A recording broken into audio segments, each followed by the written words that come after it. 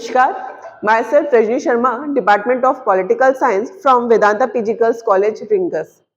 आज का हमारा जो टॉपिक है वो है the election commission of India, Bharat में निर्वाचन आयोग, जिसे चुनाव आयोग के नाम से भी जाना जाता है। ठीक है, जब हमारे देश का संविधान लागू हुआ तभी से संविधान में इसका प्रावधान किया गया है। संविधान के भाग 15 में, ठीक है, अनुच्छेद 324 से लेके 329 के बीच।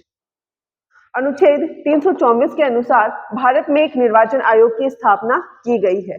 प्रारंभ में यह एक सदस्यीय आयोग था, जिसे 1993 में 3 सदस्यीय आयोग बनाया गया, जिसमें एक मुख्य निर्वाचन आयुक्त और 2 अन्य आयुक्त नियुक्त किए गए। इन मुख्य चुनाव आयुक्त और 2 अन्य निर्वाचन जो आयुक्त थे, उनकी नियुक्ति भारत के राष्ट्रपति द्वारा की जाती है, जिसकी सिफारिश भारत सरकार द्वारा की जाती है। मुख्य निर्वाचन आयुक्तों का जो कार्यकाल होता है वो 6 वर्ष या 65 वर्ष की आयु जो भी पहले हो तक का होता है। इन्हें महाभियोग की प्रक्रिया के द्वारा पद से हटाया भी जा सकता है।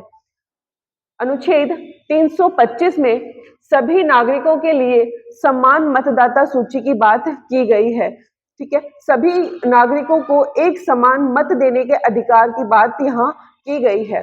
प्रारंभ में जो वयस्क मताधिकार की जो आयु रखी गई थी वो 21 वर्ष रखी गई थी, जिसे 61वें संविधान संशोधन के द्वारा घटा करके 18 वर्ष कर दी गई। आज जो भी 18 वर्ष की आयु प्राप्त कर लेते हैं उन्हें मतदान का अधिकार प्राप्त हो जाता है।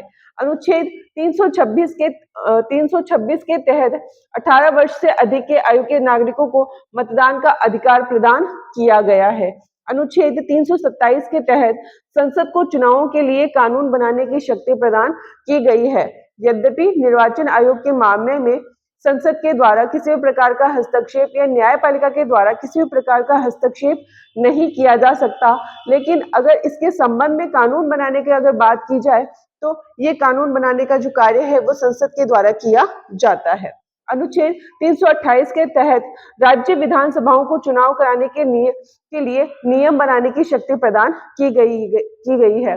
राज्यों में भी चुनाव करवाने के लिए राज्य निर्वाचन आयोग का गठन किया गया है, जिसका संवैधानिक उल्लेख अनुच्छेद 243 क से अनुच्छेद 243 ZA के बीच में किया गया है।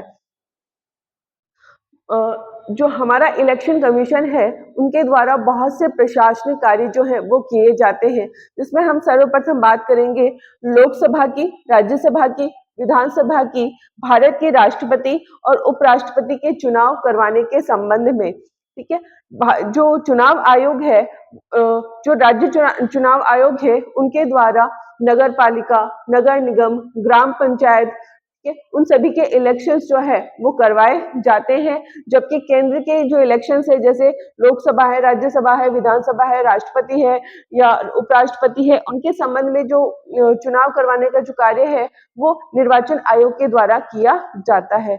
इसके अलावा चुनाव आयोग जो है वो राजनीतिक दलों को पंजीकृत करने का, उन्हें चुनाव चिन्ह आवंटित करने का कार्य भी करता है।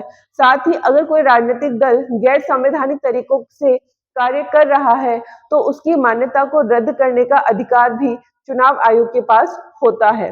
चुनाव आयोग से ये अपेक्षा की जाती है कि वह निष्पक्ष रूप से और पारदर्शी रूप से जो है वो चुनाव व्यवस्था करे देश में। साथ ही चुनाव आयोग के द्वारा समय समय पर मतदाता सूची का भी प्रबंधन किया जाता है।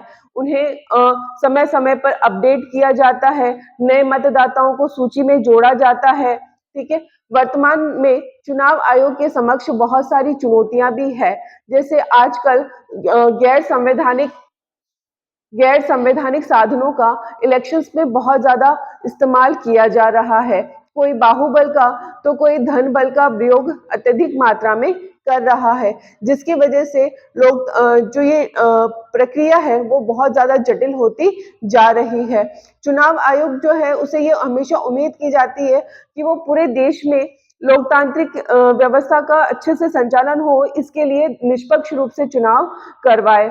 साथ ही उन वह ईवीएम के थ्रू, वो वीवीपैट के थ्रू जो है वो नवाचार करते ही रहते हैं, ताकि इसमें लोगों की सहभागिता अधिक से अधिक बढ़े, लोग इलेक्शन में अधिक से अधिक पार्टिसिपेट करें, क्योंकि ओवरऑल देखा जाता है कि लोगों का इसमें जो है वो उपस्थिति जो प्रतिशत है वो बहुत ज़्यादा कम होता जा रहा है। इसलिए सरकार के द्वारा स्वीप जैसे कार्यक्रम भी चलाए जा रहे हैं, ताकि लोगों में राजनीतिक सहभागिता बढ़े, वो चुनाव में अधिक से अधिक सक्रिय रूप से अपनी भूमिका का निर्वहन करें।